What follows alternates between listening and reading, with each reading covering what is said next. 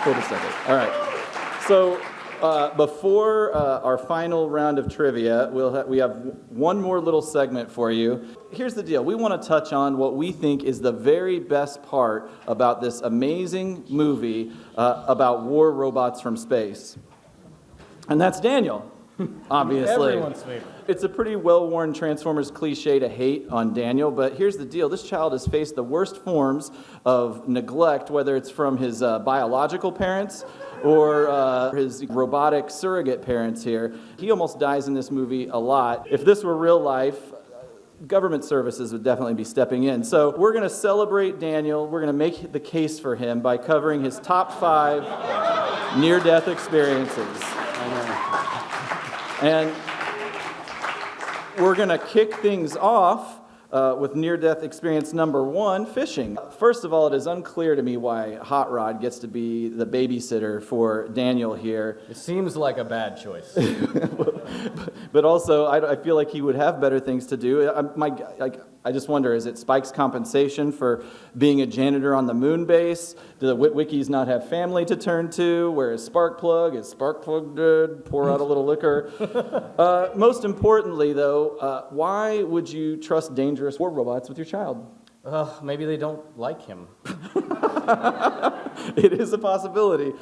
Daniel, at this point, we're going to skip past that. He's going to go watch the shuttle land.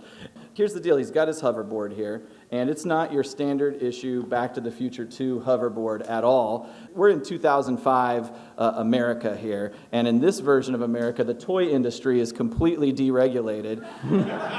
This thing is 2,000 degrees of petroleum just burning up right at his ankles there, and despite this thing being an explosive death machine, Daniel is not wearing a helmet, which even noted Hill Valley moron Griff Tannen had the good sense to wear.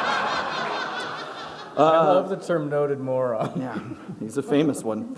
We're going to watch the video here. We're going to see that Daniel is worse at hoverboarding than he is fishing because he almost immediately wrecks here. And instead of bashing his head on some rocks at 35 miles an hour, what we're going to see is that Hot Rod saves him. Thank goodness.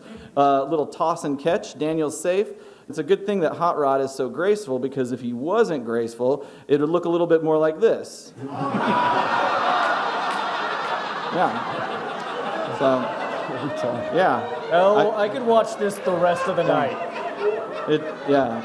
We did this last year. It's still not getting old. I know. So shout out to TikNat who made that GIF. Mm-hmm. That brings us to the second near-death experience for Daniel, and we're back to the safety of the walls of Autobot City, right? And everybody's come in to help make the big push, move this rocket launcher into place so that it can fight against the Decepticons with it. After hearing Hot Rod and RC do some of that weird banter that they do, Daniel is like, I'm out of here on that note. He runs around to the front of the rocket, climbs up the ladder here. He takes a little peek, and that's where we see Devastator.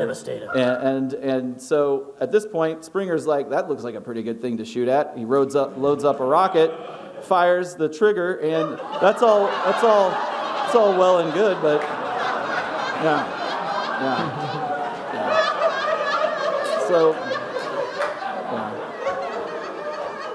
So Daniel is in real danger of having his head melted right off. I feel like maybe he is just wearing asbestos. You know, there's kind of a second part to that here. We fire the rocket. It goes at Devastator. He doesn't really do anything to him. He tears off some sheet metal. We slowed it down a little bit, but you're going to see that metal goes right in the porthole where Daniel's just standing. So when we put it on pause here, we could see Cup, RC, Hot Rod, Springer. No Daniel. Nope. What if he's imaginary? He could be. What if Hot Rod is imagining him? I like that twist. I do too. We'll rewrite that for next year's TFcon. We're going to go to near-death experience number 3 now. Now, as we know at this point, Daniel is not dead. He's very well and alive. He's survived 2 battles in space, or 2 battles on Earth, 1 in space. It does make you question why they didn't just leave him on Earth. They didn't have to take him into space. No. They could have just abandoned. He would be better off than taken with them. They shouldn't have taken him. That's true. They should have left him with good old Uncle Blaster, just to hang out. No, just to party, man. Just feed him chicken nuggets and Kool-Aid. He'd probably try and shove Daniel into his chest.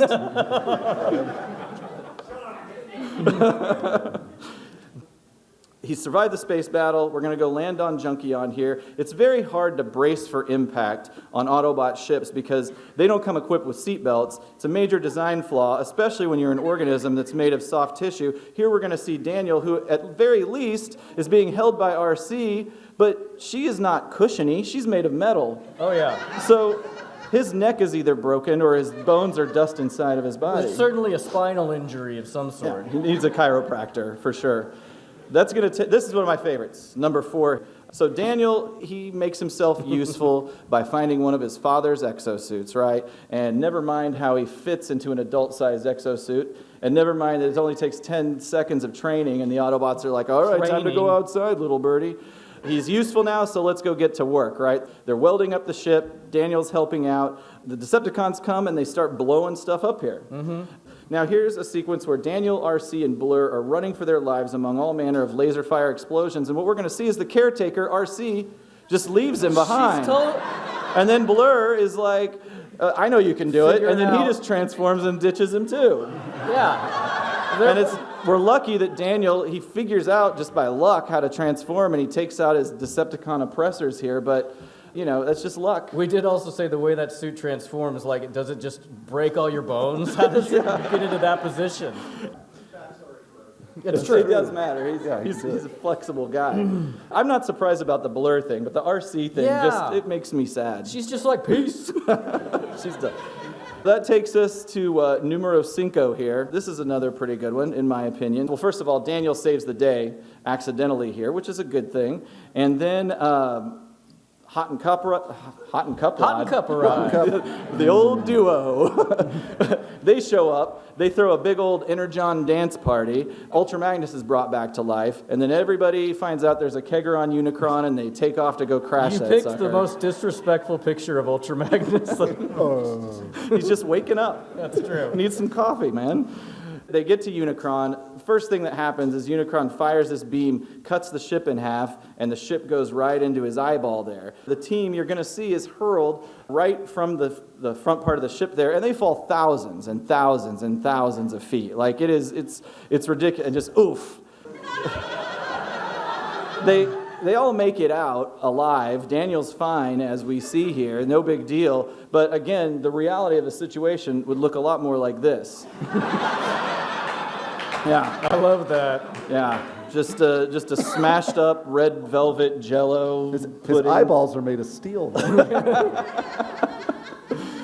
There's a lot more near-death experiences. There's plenty that we didn't cover. There's Lookout Mountain, falling off this cliff at Autobot City, just this awkwardness here. He almost gets all pinched up, and he gets shot at by his buddies. He almost drowns. The point of all this is a lot of people can't stand Daniel, and I get it because, you know, it feels like he's a worthless kid appeal character. I think the real reason we kind of are weird about it because we like Spike from season 1 and 2 because he's older than us, he feels like he's kind of scrappy, he's a go-getter, he's good with girls. And so Daniel kind of represents maybe how we felt when we were that age, like maybe we were a little kind of insignificant. Here's the deal. Daniel actually has no fear. Think about his obstacles. He's abandoned by his parents. He's just hanging out with these basically incompetent robots all day and all these life-threatening situations, and yet he still finds the grit to save the moment all the time. So that's why around the podcast, we've decided, you know, that D that is on Daniel's jacket there, most people think it stands for his name, D for Daniel, but it's really, we understand it to be a merit badge of courage and resilience. Because of all that he's done for the Autobots in this movie, we know that the D really stands for danger. Absolutely. All right. Thank you. Okay. You guys want one more round of trivia before we call it a night? Yeah. Okay. This is the hardest part of this whole night. Yes, you, sir. Yes. How are you doing? What's your name? My name's Ryan. Hi, where are you from? Indiana. Welcome. All right, who do we got first, Aaron? Oh, we've got Orson Welles. You hit the mother lode. Remembered for his innovative work in theater, radio, and film, the voice of the Planet Eater frequently dined at which famous L.A. restaurant? That's a good answer. That's a good answer. Is it A, Papaizon, B, Mamazon, C, Bes de la Lune, Part 2, or D, Sizzler? All right, go for it. I might go with maybe. Yeah.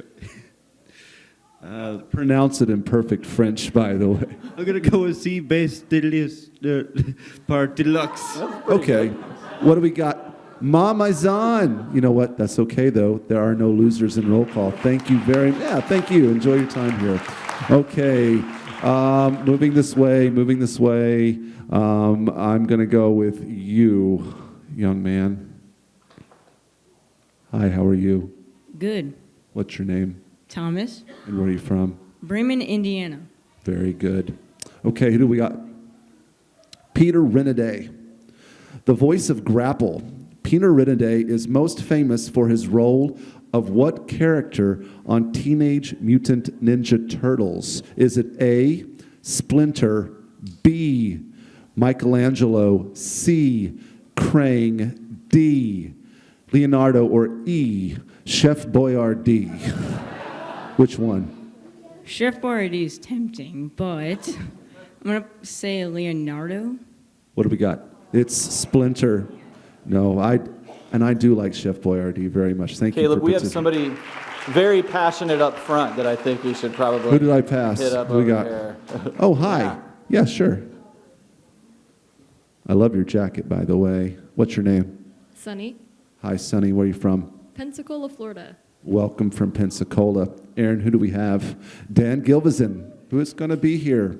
Okay, known as the voice of Bumblebee, Peter Parker on Spider-Man and His Amazing Friends, and many other voice and television roles, Dan resides in Los Angeles with his wife, daughter, and several A, spiders, B, bees, C, houseplants, or D, amazing friends.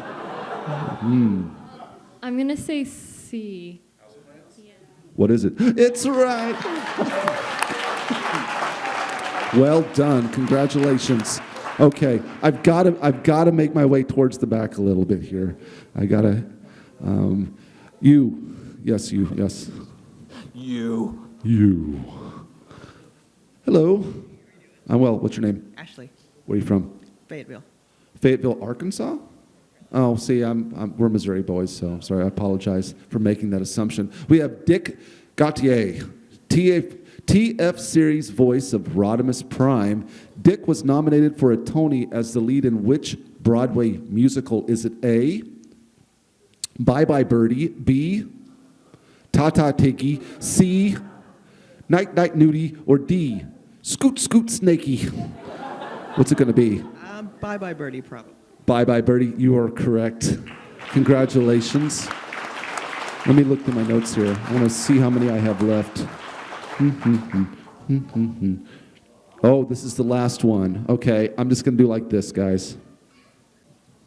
How you doing? Good. What's your name? Braden. Where are you from? Pittsburgh. All right, who do we got? Casey Kasem. The famous disc jockey and voice of Cliff Jumper, Casey was a Detroit native and 1957 graduate of hometown Wayne State University, which currently ranks as an American top 4,000, top 400, top 40. Do you see what I did there? Which one is it? A. It's actually a top 400. So you still win something. And for your information, it ranks as 246. So anyway, inspired to follow a career in broadcasting. Applause. That's okay. Let's applaud. We'll wrap it up. All the prizes are gone. It's all good. I jumped the gun on that a little bit. I hate to do it, but guys, it's time for the outro. I'm sorry. It's time to close this baby up. I want to thank you all for coming out here, for sticking around to participate.